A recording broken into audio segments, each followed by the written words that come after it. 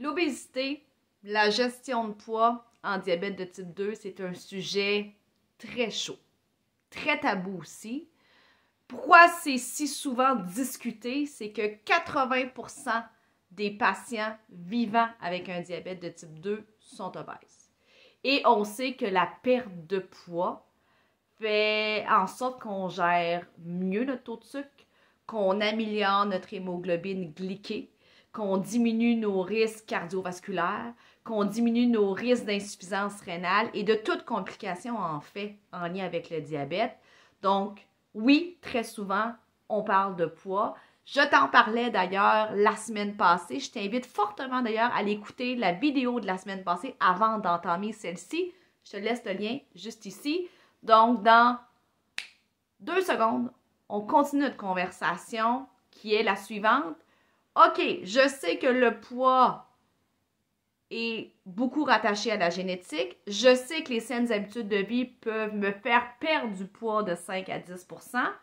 Mais si je veux perdre plus que ça, ou si je perds pas de poids avec les saines habitudes de vie, qu'est-ce que je fais avec ma situation d'obésité? C'est un débat.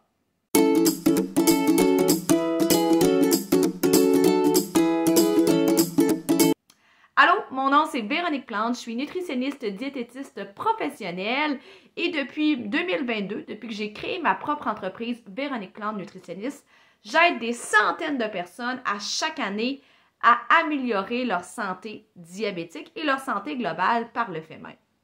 Et comme je disais en intro, le poids fait souvent partie des sujets chauds ou des objectifs en diabète pour améliorer la glycémie. Et l'élément que je voulais te parler aujourd'hui, c'est quoi faire si tu veux perdre plus que 10% de ton poids. Donc, j'aimerais te présenter une petite pyramide qui est très importante. Alors, cette pyramide est la suivante, est basée sur les lignes directrices de l'Obésité Canada. Donc, quand on regarde ma pyramide, la base dans la gestion de poids et les interventions en saines habitudes de vie. Qu'est-ce que ça veut dire concrètement?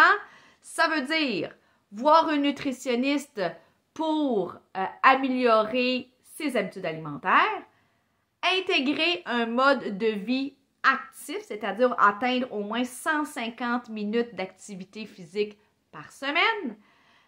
Pour certains, ça va être aussi d'entamer un suivi en psychothérapie pour gérer le stress, parce que quand ils sont trop stressés, ils mangent trop, pour aider toutes les gens qui ont une relation troublée avec la nourriture, nos fameux troubles de comportement alimentaire. Donc ça, c'est la base de la gestion de poids. Et si, après une certaine période, idéalement, c'est 6 à 12 mois d'effort dans cette phase-là, il n'y a pas ou peu de résultats sur la perte de poids, on va aller à l'étape suivante qui est complémentaire à l'étape saines habitudes de vie qui sont l'approche pharmacologique. Vous avez sûrement entendu parler de Ozempic si vous êtes diabétique de type 2. Vous avez certainement entendu parler de Wegovy si vous êtes pré-diabétique ou à haut risque de diabète. Et c'est là où que cette molécule-là peut être drôlement intéressante. Ces agents pharmacologiques-là vont en moyenne générer une perte de poids de 15%. Est-ce que Ozempic et Wegovy est des médicaments miraculeux? Non.